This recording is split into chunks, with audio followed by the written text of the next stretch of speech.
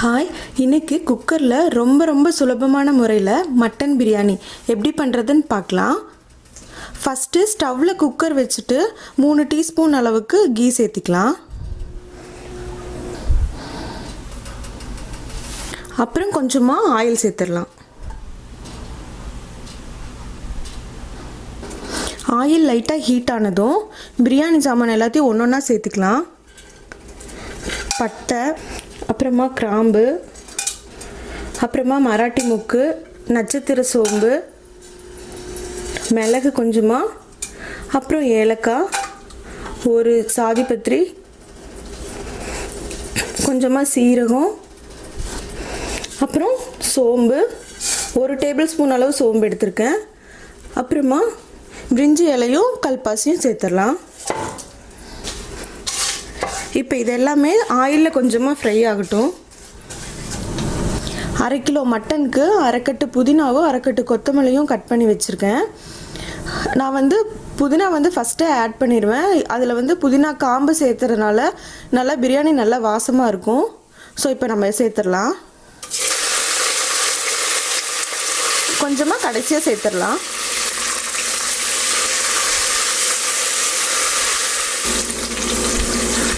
புதினாவும் கொத்தமல்லியும் முன்னாடியே சேர்த்துறதுனால நல்லா கரைஞ்சி பிரியாணிக்கு நல்ல வாசத்தை கொடுக்கும். எடுத்து வச்சுருக்கிற வெங்காயத்தை சேர்த்துக்கலாம். நான் இன்றைக்கி மீடியம் சைஸ் பெரிய வெங்காயம் ஒரு 3 எடுத்து நல்லா மெலிசாக ஸ்லைஸ் பண்ணி வச்சுருக்கேன். அதை இப்போ சேர்த்துடலாம். ஆனியன் நல்லா தொக்கு பதமாக ஆகணும். நல்லா கோல்டன் ப்ரௌன் கலரில் நல்லா வரணும். ஆனியன் கொஞ்ச நேரம் நல்லா வதங்கட்டும். கொஞ்ச நேரம் இதை க்ளோஸ் பண்ணி வைக்கலாம். இடையில ஓப்பன் பண்ணி நல்லா கலந்து விட்டுருங்க. இன்னும் கொஞ்சம் நல்லா வதங்கணும். க்ளோஸ் பண்ணிடலாம். இப்போ இதை ஓப்பன் பண்ணி பார்க்கலாம். பாருங்கள், ஆனியனில் நல்லா குக் ஆகி நல்லா ப்ரௌன் கலரில் நல்லா தொக்கு மாதிரி வந்திருக்குது. ஒன்றோட ஒன்று சேர்ந்து நம்ம ஊற்றின ஆயிலெலாம் வெளியில் வர ஆரம்பிச்சிருக்கு. அவ்வளோதான். இப்போ இந்த ஸ்டேஜில் நம்ம இஞ்சி பூண்டு பேஸ்ட் ஆட் பண்ணிடலாம். இஞ்சி பூண்டு பேஸ்ட்டு ஒரு 6லேருந்து 7 டீஸ்பூன் அளவு சேர்த்துக்கோங்க.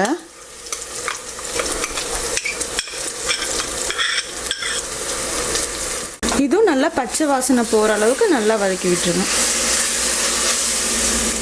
இஞ்சி பூண்டு பேஸ்ட்டு சேர்த்துனதுக்கப்புறமா ஒரு 10 நிமிஷம் நல்லா அந்த பச்சை வாசனை போகிற அளவுக்கு நல்லா வதக்கியாச்சு. பாருங்கள், நம்ம ஊற்றின ஆயிலெலாம் நல்லா வெளியில் வர ஆரம்பிச்சிருக்கு. இந்த ஸ்டேஜில் நம்ம தூள் எல்லாத்தையும் ஆட் பண்ணிடலாம். மஞ்சத்தூள் ஒரு 1/2 டீஸ்பூன், மிளகாத்தூள் ஒரு 3 டீஸ்பூன், கொத்தமல்லி தூள் 1 டீஸ்பூன், கரம் மசாலா தூள் 1 டீஸ்பூன். இது எல்லாத்தையும் சேர்த்து நல்லா கலந்து விட்டுருங்க. பாருங்கள், தூள் எல்லாமே நல்லா கலந்துருச்சு. மசாலா தூளோட பச்சை வாசனை எல்லாம் போகிற அளவுக்கு ஒரு 5 மினிட்ஸ் நல்லா குக் பண்ணிக்கோங்க. இப்போ நம்ம எடுத்து வச்சுருக்க 2 தக்காளியை சேர்த்துடலாம்.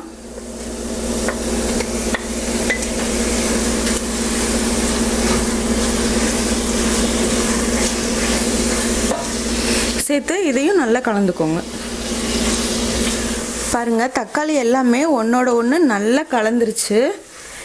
இது எதுக்குமே நான் தண்ணி சேர்த்தல. இது எல்லாமே ஆயில்லையே நல்லா ஃப்ரை ஆகி வந்திருக்கு. இப்போ நம்ம எடுத்து வச்சுருக்க 1/2 கிலோ மட்டனை இது உள்ளே சேர்த்துடலாம்.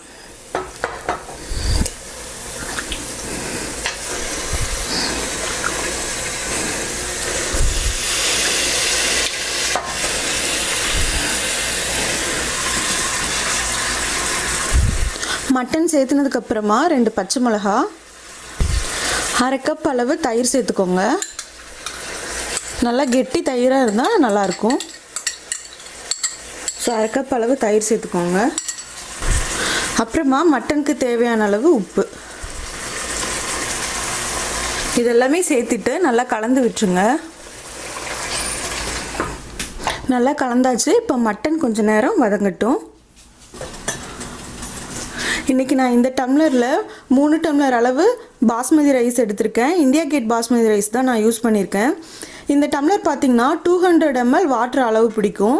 இந்த டம்ளரில் 3 டம்ளர் அளவு அரிசி எடுத்திங்கன்னா நீங்கள் சிக்கன் யூஸ் பண்ணுறதா இருந்தாலும் மட்டன் யூஸ் பண்ணுறதா இருந்தாலும் 1/2 kg போட்டு யூஸ் பண்ணிக்கலாம். இப்போ இதை ஓப்பன் பண்ணி பார்க்கலாம். பாருங்கள் மட்டன் நல்லா தண்ணி விட்டுருக்கு. இதில் நான் 1 டம்ளர் அளவு தண்ணி சேர்த்துக்க போகிறேன். இது பாஸ்மதி ரைஸ் ஊற வச்ச தண்ணி தான் சேர்த்திருக்கேன். இப்போ இதை நல்லா கலந்து விட்டுடலாம். இப்போ இது எல்லாமே நல்லா கலந்துருக்கு. ஸோ இப்போ குக்கர் க்ளோஸ் பண்ணிடலாம். க்ளோஸ் பண்ணிவிட்டு விசில் போட்டுடலாம். ஒரு 2 விசில் வரட்டும். 2 விசில் வந்ததுக்கப்புறமா ஒரு 10 மினிட்ஸ் அப்படியே வச்சுருந்து அதுக்கப்புறமா ஓப்பன் பண்ணலாம்.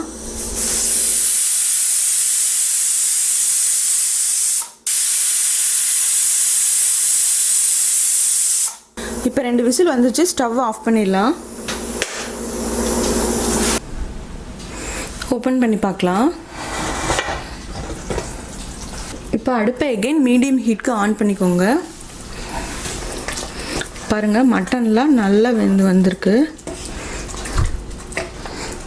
நம்ம ஊற்றின ஆயிலெலாம் நல்லா மேலே வந்திருக்கு. இப்போ இதில் பார்த்திங்கன்னா ஒரு 2 டம்ளர் அளவுக்கு தண்ணி இருக்கும். 1 டம்ளர் பாஸ்மதி ரைஸ்க்கு 1.5 டம்ளர் தண்ணி அளவு சேர்த்துனிங்கன்னா போதும். இதே நீங்கள் ஓப்பன் வெசலில் செய்கிற மாதிரி இருந்ததுன்னா 1 டம்ளர் ரைஸ்க்கு 2.25 டம்ளர் தண்ணி சேர்த்திக்கோங்க. இந்த கிரேவியில் 2 டம்ளர் அளவு தண்ணி இருக்குது. மீதி 2.5 டம்ளர் அளவு தண்ணியை இப்போ சேர்த்துடலாம்.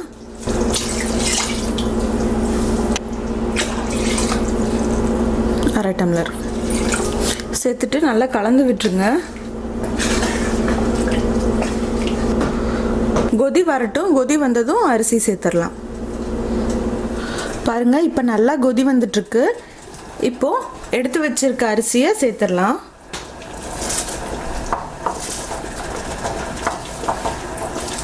இப்போ இது ஒரு டைம் கலந்து விட்டுடலாம்.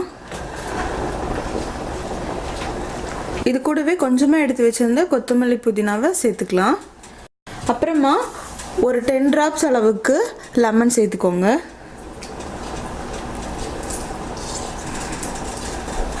இப்போ இதை கொஞ்சம் லைட்டாக கலந்து விட்டுடலாம். அரிசி போட்டு ஒரு 5 மினிட்ஸ் ஆனதுக்கப்புறமா இது மாதிரி ஒரு 50% ரைஸ் குக் ஆயிரும். அப்புறமா க்ளோஸ் பண்ணிவிடுங்க. விசில் போட்டதுக்கப்புறமா ஸ்டவ்வை லோ ஃப்ளேமுக்கு மாற்றிடுங்க. ஒரு விசில் வந்தால் போதும்.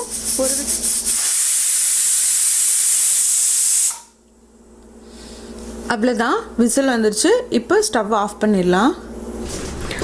இப்போ இது ஒரு 15 மினிட்ஸ் ஆயிருக்கு. விசில் நல்லா அடங்கிடுச்சு. இப்போ இதை ஓப்பன் பண்ணி பார்க்கலாம்.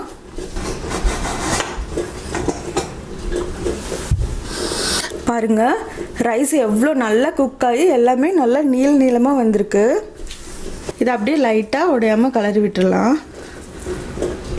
பாருங்கள் ரைஸ் எல்லாமே நல்லா ஃப்ளஃபியாக வந்திருக்கு.